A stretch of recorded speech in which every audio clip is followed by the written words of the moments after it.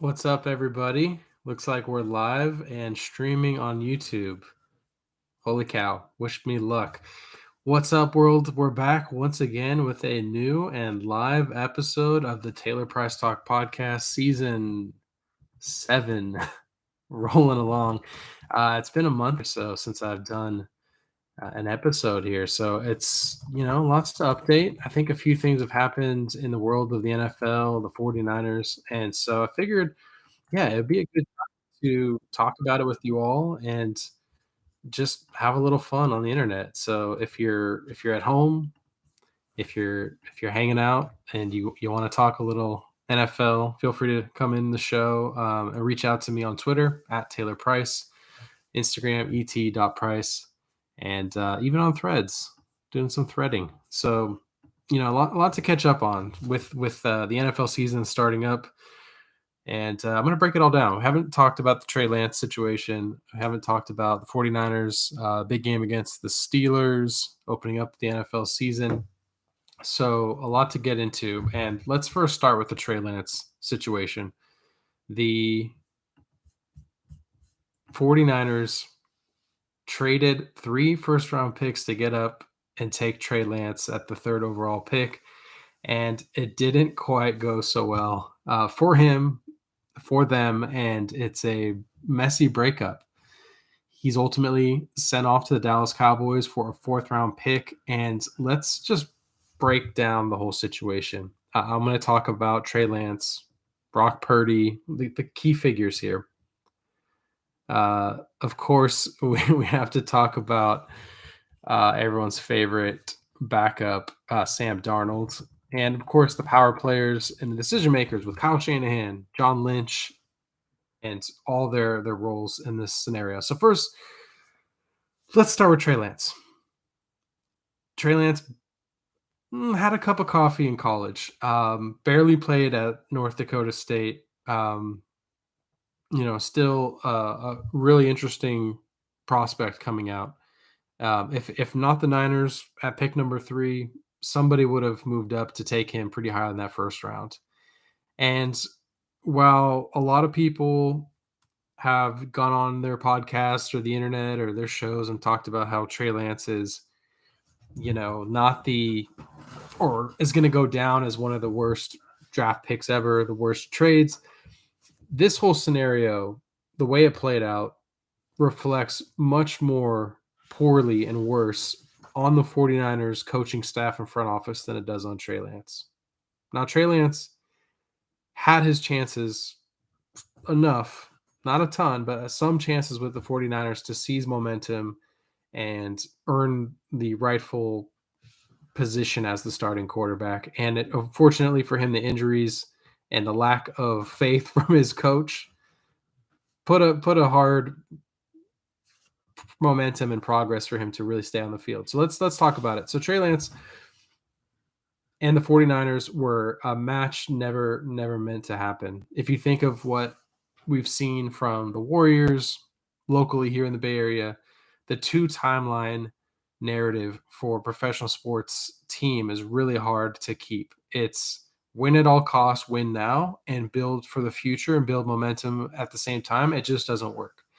So when the Niners lose to the Chiefs in the Super Bowl, they decide we want to make a move for Lance and get someone who's a play action, athletic quarterback, uh, more of a dual threat, give new wrinkles to the Kyle Shanahan offense.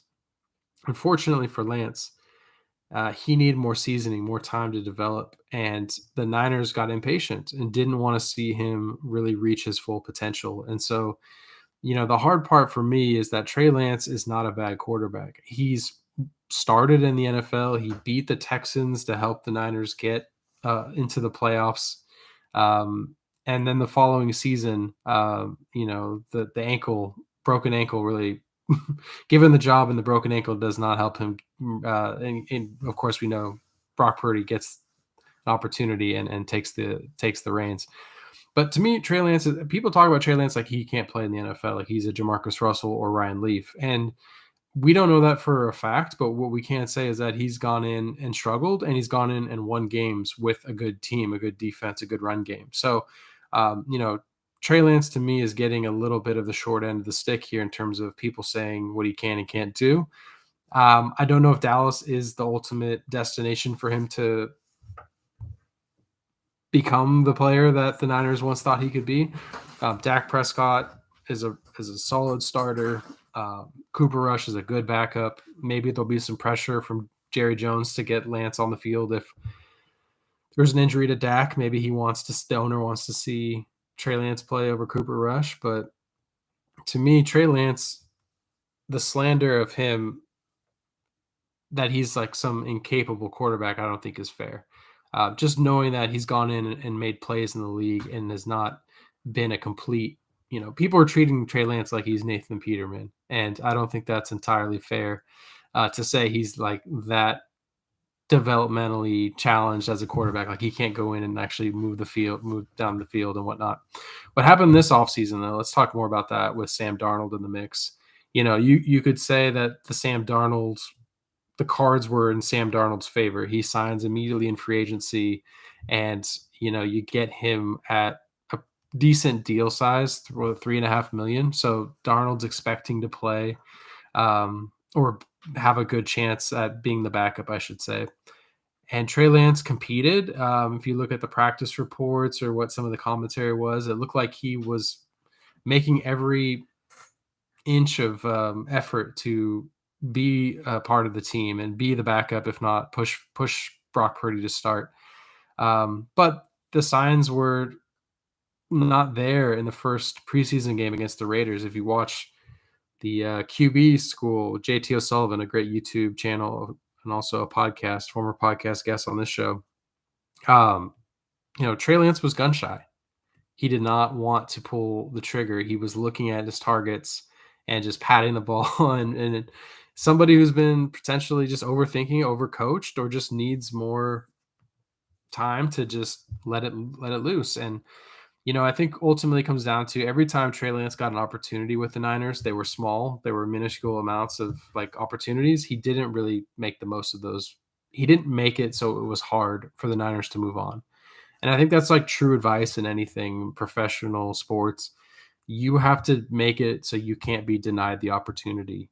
And Trey Lance got some time in 2021, and they were tinkering with maybe like a dual quarterback offense. He made some plays. He has got in some games and like I said, started and beat the Texans, like not a good team, but a NFL team that he beat. And then 2022, they give him the job. He breaks his ankle. And, that to me, you could say the offense wasn't really set up for success. He wasn't really playing well in training camp and preseason games and did not do enough with his opportunities. So, mismatched alignment on like expectations. Trey Lance is a player that needs time to develop, and the 49ers were impatient. And so it was always not going to work from their timeline and his timeline. The needs were just not there. But to say that Trey Lance is like the ultimate bust, I don't think is a fair narrative of how this played out. This reflects poorly on Kyle Shanahan, on John Lynch. It puts a big bullseye on Kyle. We'll talk about him in a second. But to me, I just want to clarify my stance on Trey Lance. I think he's got tons of potential, is an interesting prospect with the right coach, the right team that people actually want to see him succeed.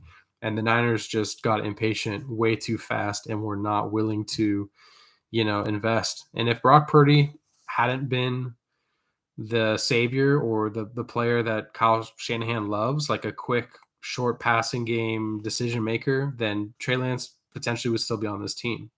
But the fact that Mr. Irrelevant came in and won 7 games, took him all the way to the NFC Championship game, it just basically sealed the fate that it wasn't the right place for Trey Lance long term. So I'll say this. Trey Lance is not Ryan Leaf. He's not Jamarcus Russell. He's got some work to do to dig himself out of his current situation, third string in Dallas. But, crazier things have happened in the NFL. So I wouldn't write him off just yet. Maybe he'll have a Geno Smith moment where he's saying he didn't write back on national TV. Brock Purdy, for me, is the big reason why this move was made. You draft a quarterback in the 7th round. He plays well, wins 7 games, gets the team excited, gets the fan base energized, the coaching staff. Everyone's feeling good over there in Santa Clara. And so, Brock Purdy is the very diamond in the rough that allows you to kind of move on from a colossal mistake like what Kyle and John just did. I'm looking forward to seeing what Brock Purdy does this year. I'm a little hesitant, or I don't know if he's a Pro Bowl type player. I'm hopeful with the weapons that he has, with the offense, the passing game, the short timing, the creativity of Kyle. If he can distribute the rock to Brandon Ayuk, Deebo Samuel, Christian McCaffrey, Kyle Juszczyk, George Kittle, and Juwan Jennings, I think they'll be in good shape. But Darnold to me, or sorry, I said Darnold. Purdy to me I'm still a little worrisome about the arm, the toll of he's a little undersized. If he does take some hits, especially off that right side where Colton McKivitz is a little unproven at right tackle. The Niners are investing a lot in Brock Purdy, not only being the franchise quarterback, but ultimately durable enough to play 16 games.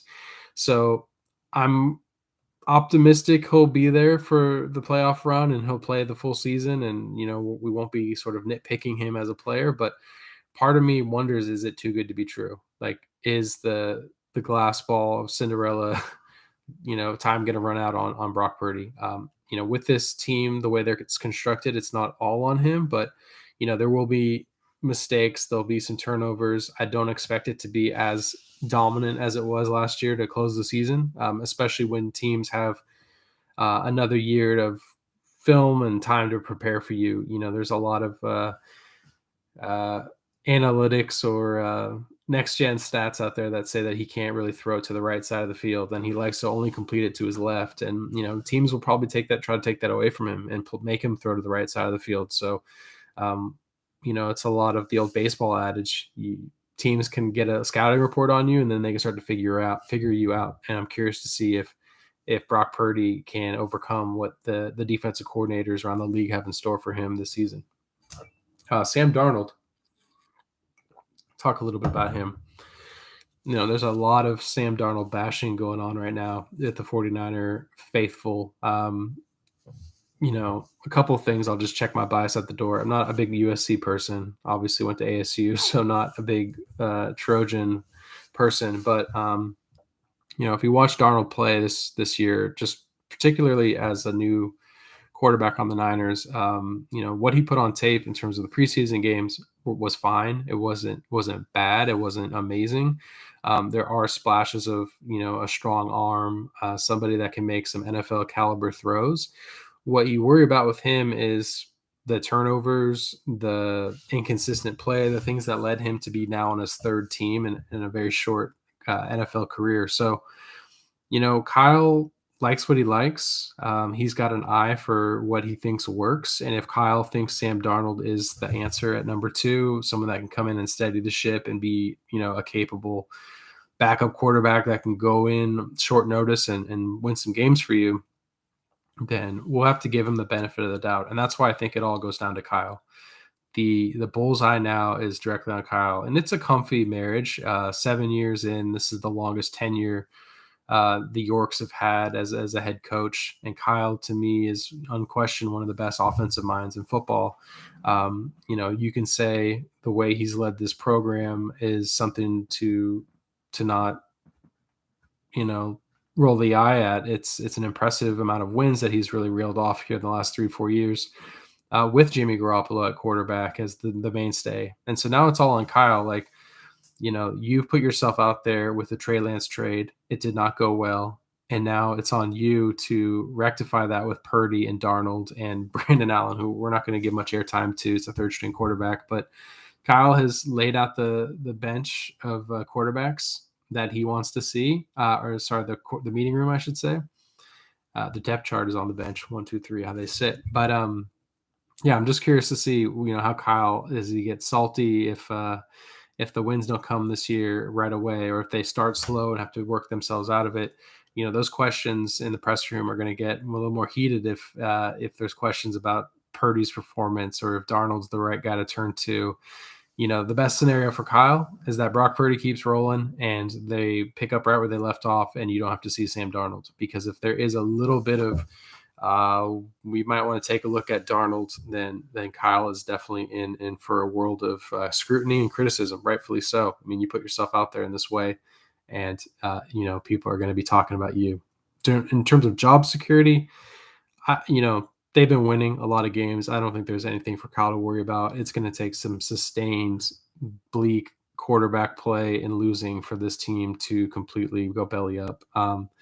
Even with subpar quarterback play or average quarterback play, they have the powerful weapons, the great defense. We'll talk about Bosa in a second, but they have enough skill and depth on their team from like a blue chip, red chip standpoint that Kyle is not in any concern about his job security. If anything, it's a comfy pair, and the Yorks have shown that they're not good at hiring coaches. So anyone that's calling for Kyle's head right now is just looking for clickbait.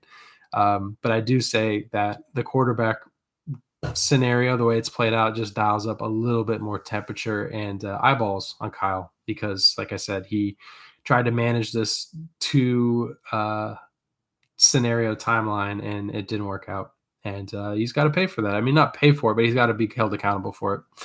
Which then leads me to John Lynch. John Lynch is the general manager, but in all respects, he's more of the spokesperson, like media face of the operation. He's the one that smooths things over when it was time to talk about it. Like he went on the preseason broadcast and answered some softball type questions and basically said we hold ourselves accountable for the Trey Lance situation. But it's a we because it is a joint sort of leadership area where him and Kyle are really locked at the hip, and you could say Kyle is the GM. John has the title. But yeah, John's not saying I did this, I chose, because ultimately he's not really making the final decisions. And that's a question to be had in the future.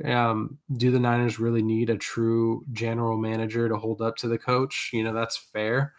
The scouting department, the pro personnel, I mean, the Niners are bringing in talent. They're finding gems later in the rounds. They're just not hitting at their marquee picks. If you go back to Solomon Thomas and Reuben Foster, McGlinchey was okay. There's a lot, and obviously Trey Lance, there's just a lot of like holes in their draft catalog at the top of the board. And then you move down and you look at Hufanga and Kittle and obviously, just so many great players that they've picked up. I gotta give Brandon Ayuk some credit now. He's a good first round pick. But Dre Greenlaw, you could go down the list of depth and talent they pulled in the later rounds. So Kyle's got the bullseye. To me, this scenario really speaks to like, is John Lynch the right figurehead to complement Kyle? Does Kyle need somebody that has more personnel experience? But right now, everything's fine. Like they're not going to rock the boat based on the way this played out. John Lynch will continue to be the GM as long as he wants it until maybe he wants to jump back in a broadcast booth or take some Amazon money someday. Then that leads to Nick Bosa. So Nick is still holding out as we're recording this on Labor Day. The Niners play in less than a week here, and certainly crazier things have happened. You sign a contract, you get on the plane, you take the team bus, you get in the stadium, and you play. And so there's no reason to think that they can't get it done where he plays in week 1 against the Steelers. But to me, it's just an interesting philosophy the way the Niners do these deals. They like to sign players early ahead of time to not let the players get market value or sort of hit the free market. So if you look at Dre Greenlaw, for example, they identified him as somebody they wanted to keep around, and they signed him earlier in the contract process before he reaches free agency or is approaching it to get a better deal. And a player, on the player side, like they want to get the money. They don't want to wait to the last minute, and Greenlaw signed. So Bosa is different. He's the reigning defensive player of the year. He's the game changer on the defensive side of the ball. He's gonna command $30 million, which is probably a number that Parag and Jed and the Niners didn't want to get to on the defensive side of the ball. But this is what they have to ask themselves: like, do they have the patience to wait this out and go a couple games into the season. I don't think Bosa has much um, you know, urgency to get back and take less market deal. This is like the prime years of his career. He wants to get paid and maximize his value, and he's not thinking about, oh, I need to share some of my money with Brandon Ayuk and some of the other players that might be coming up for a new contract, Brock Purdy. So this could get potentially awkward. It's a staring match. I think the Niners are trying to play tough guy, and Nick Bosa is the type of person. The way his brother held out, the way that they do business over there, they're going to stick to their guns, and I don't think they're going to cave for anything less than making sure he's the highest defensive paid player of all time currently in the NFL. And so, yeah, I could see this going a week or two, or I could see the Niners eventually just saying, you know what, like we'll figure it out. Maybe we don't have top tier wide receivers on both sides. Maybe it's just about Debo and a new draft pick, something like that. So, yeah, I think the Niners, if they don't have Bosa, for example, their odds of competing and being relevant the whole rest of the first half of the season is greatly impacted. They need a closer, a pass rusher to help their secondary. Their secondary is solid, but they become much more average if they have to cover for an extra second or two. Like Nick Bosa closes in on the quarterback and definitely covers up some blemishes on the back end of the defense. I'll pause there for a second. A lot to go through in Niner land. That's like 20 minutes off the bat.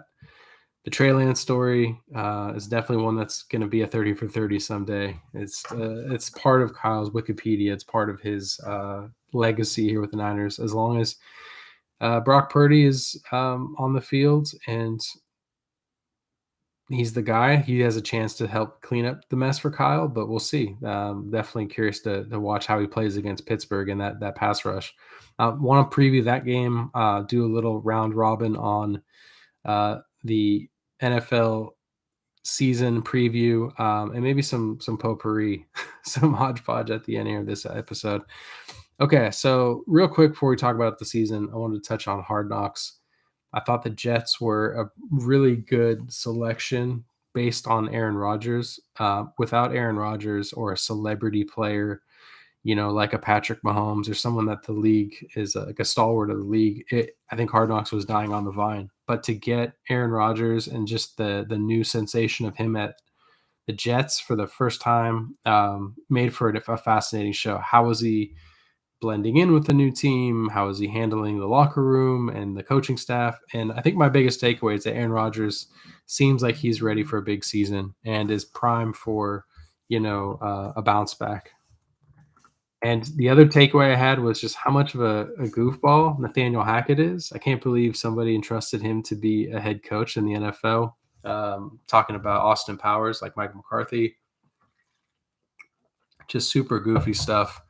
Kind of playing grab a on the sidelines. I don't know how credible he is as an offensive mind in the league, but just seeing how goofy and silly he is behind the scenes and some of the stuff he was doing was a takeaway of mine that this guy was actually a head coach in the league.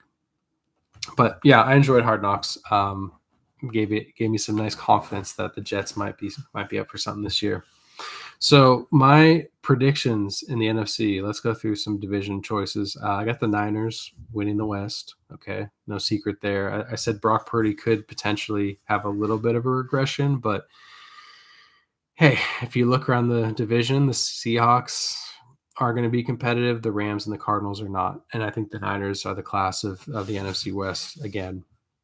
I have the Lions in the North. Big Jared Goff guy. Hey, shout out to Novato, my hometown, Novato, California. I like the Lions. I like Dan Campbell. I loved their offensive coordinator sticking around, Ben Johnson. I don't know too much about their defense, admittedly, but Rodgers leaving the division makes it, pretty wide open there. And I think the Lions have a chance to continue the momentum from last season. Eagles in the East, a bully in the trenches, drafted a lot of Georgia Bulldogs, and Jalen Hurts continues to be one of the best quarterbacks in pro football. I have the Saints in the South. I'm not a big Derek Carr guy per se, but I just look around that division. I don't think the Falcons are ready. I'm not sure. I don't know what the Bucks are doing. Carolina might just need some time with the first round pick at quarterback. So I think the Saints, just off best of what's out there, I think they're going to be the division winners. Maybe with like a 9-win, 8-win record, it might get ugly there in the South. And then wild card territory, I have Seattle, Dallas, and the New York Giants. Don't be surprised if the Vikings or Bears. None of the Bears, Vikings kind of stick around in there, but the NFC is not that impressive. So I think it's a little chalky in terms of like teams from last year in the playoffs sticking back in it. In the AFC, we got Buffalo out of the East, Josh Allen and company. Might get a threat from the Jets there, but I don't know. I'm just gonna go with Buffalo there. I think they tend to have a pretty well-oiled roster at this point. Sean McDermott does a good job. I like, of course, the Chiefs in the West. I like the Steelers in the North and the Jags in the South. The Steelers, to me, are a pretty impressive squad. We'll talk about them week one here in a second against the Niners. I like the Jags. Trevor Lawrence continuing what he did last season, and the South there doesn't look too competitive. I think Tennessee might be down. Colts, Texans still figuring it out, so I like them. And then wild card, I have the Jets, Chargers, and Bengals. If Aaron Rodgers wins the division, tip your cap to him. That defense is solid, so the Jets could easily, outlast Buffalo. But I'm going to say the Jets are definitely a wild card team, and if their offensive line holds up, they definitely can make a run for the AFC Championship. The Chargers, on paper, you want to say Justin Herbert can lead this team to the playoffs again. Their coaching staff, an upgraded offensive coordinator with Kellen Moore. Brandon Staley, though, at head coach, is always a head scratcher with what he's doing. So I'm just going to put them in off Herbert, and the same with the Bengals. Joe Burrow, leg injury, calf injury, whatever it is to start the year. I think he'll be there with Jamar Chase, and they have enough studs there to potentially be right back in the AFC title game against the Chiefs. As for the Niners, I have them going 12-5, winning the NFC West, getting the 2 seed. And you know what? I'm putting on my homer hat. All right. I said the Niners and Bills would be in the Super Bowl last year. The Niners are going to win. I'm going to take Niners and Chiefs in the Super Bowl. And I'll just say the Niners are going to win. It wouldn't surprise me if the Eagles make their way back there. If we get something like Eagles Jets or Eagles Steelers, I'm kind of feeling the Steelers this year. I like Mike Tomlin. I like what they have there with Pickett and Pickens. So week one, I'll do the season awards and then I'll get into week one.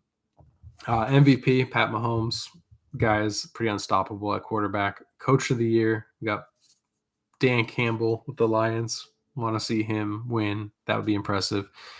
Offensive rookie, got Bajan, the running back there with the Falcons. Defense rookie, I'm going to give it to Will Anderson. I'm not really sure. Will Anderson gets like 8 to 10 sacks, maybe that might put him ahead of a cornerback who gets a couple of picks. Offensive player, I have Travis Kelce. Seems like, whatever they line up at wide receiver, Kelce is going to get 12 plus touchdowns and be 1,000-yard receiver. So expecting another big year from him. Defensive player, I'm going to give it to Micah Parsons right now, unless Bosa signs, then I'll, say Bosa goes back to back. Comeback player of the year got to be Damar Hamlin. Looking forward to seeing him back on the field and going after what he's gone through. It's going to be a tremendous story to follow of inspiration and courage, and just rooting him on and wishing him the best. Somebody else to look out for, I said, was Derek Carr. The Raiders and him had a really rough go last year, so to see Derek Carr, in the NFC is going to be interesting. But in a dome, has some good defensive support, some playmakers on offense. I think Derek Carr might push for comeback player. Not like he's going to win, but just get some votes. All right, so week one, the Niners do play the Steelers. And if Bosa doesn't play or is still holding out, I think it makes it a way more interesting game. Cody Pickett, just thinking just thinking of Pickett and Pickens, that's that combination. The Steelers have some pretty impressive young talent. Their defense is solid with Watt and Highsmith on the edge. They're at home. It means more in Pittsburgh. It's a really tough assignment for the Niners for Brock Purdy. I think a loss is not nothing as long as it's a competitive game. A loss is nothing to um, shake your head at. If it's a blowout, maybe that sends the Niners reeling a little bit about what they do with Bosa and the quarterback situation. It's so early though. I think I have the Steelers probably the slight nod just because they're at home, and I don't think Bosa is going to be back in time. If Bosa plays, I'll give the Niners the edge. I think he's that much of a difference maker. It makes what the Steelers want to do on offense just disrupt a little bit enough to make a difference in terms of timing. Fred Warner and the guys will stuff the run game. I don't think the Steelers have that much going with Najee Harris at running back right now. He's kind of been slowed up over the last year or two. So, yeah, if Bosa plays, I say the Niners win. If Bosa's out, I think the Steelers find a way to sneak one out at home. But it's week one, 16 more games after that. And like I said, 12-5. The Niners have a pretty decent shot at winning some games and making some noise. The other football thing I want to talk about was Colorado football. And this might segue into some college talk. Week one of the college football season kicked us off this week, and Colorado and TCU was like a really really fun, entertaining game. And a couple months ago, I was at my old employer and we were doing a Shark Tank contest for back to school, a campaign or a seasonal advertising thing. And I was thinking, Colorado is going to have like all the headlines this year, win or lose. But because even if they play well, it's even more. But they're going to be talked about so much because Deion Sanders is such a lightning rod for entertainment, for media, for sound bites. And so I wanted to pursue a NIL brand partnership sponsorship. It fell through, but it was just kind of interesting, like seeing Colorado go to TCU 20.5 point underdogs, and not only cover but win.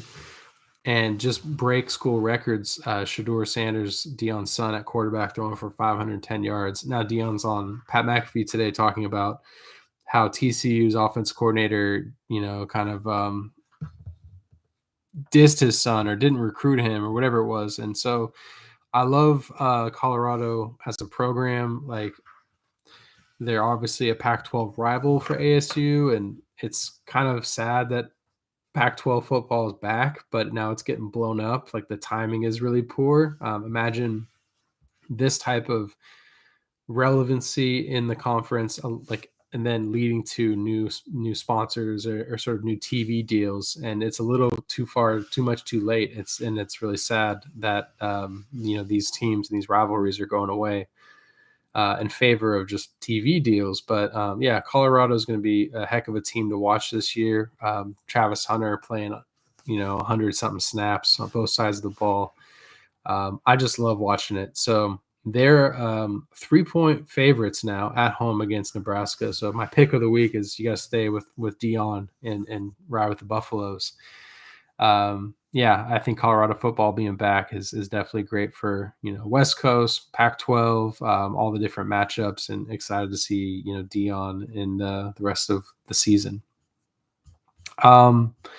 Sticking there in the Pac-12, Big 12, ASU, my school, went over to the Big 12 along with Arizona and Utah and now Colorado. Definitely sad in general. You're used to these rivalries and these matchups, the games that I covered when I was in school. Yes, I mentioned USC, like hating the Pete Carroll teams and all the NFL talent they had. It's just bittersweet, but hopefully these next few weeks, we just have like an iconic Pac-12 season and title game, and we can all just, enjoy it for what it's worth. and just have like some good memories out the way. I think it's bizarre though that you have these kids that have to fly Cal and Stanford to the ACC or Oregon and Washington to the Big Ten, not just for football and basketball, but like every sport, and just how disruptive that is for the students. And yeah, and it's just, there's big changes still going to happen through college football. Nothing ever stays the same. It's a very interesting landscape, and I just, kind of think like I said, it's sad that the kids have to, I guess, disrupt their day-to-day college experience to just go travel to play Rutgers or whatever it might be. But let's enjoy this Pac-12 season, Pac-12 network, all that it has to offer. Um, yeah, I think that kind of does it for me. I was gonna do a couple more topics, but hey, we got to 35 minutes, and so yeah, let's like lock it in there. Like I said, to recap, Trey Lance, I don't think he's Ryan Leaf. I don't think he's a bust. I think he was given a raw deal by the Niners.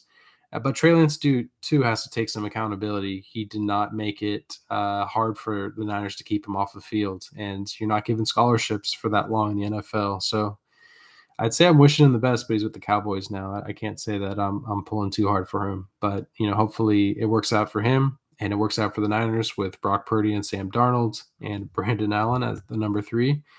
And Kyle has a bullseye, but as long as he keeps winning and figuring it out with his team, I don't think, there's any change happening or brewing in Santa Clara. And yeah, expecting the Niners to be back in the Super Bowl against the Chiefs and Patty Mahomes. So let's hold me accountable to that. Thanks everyone for watching, for listening. Did a little live stream, so check it out on YouTube. Taylor Price Talk on YouTube if you want to catch more of these in the future. All right, take care.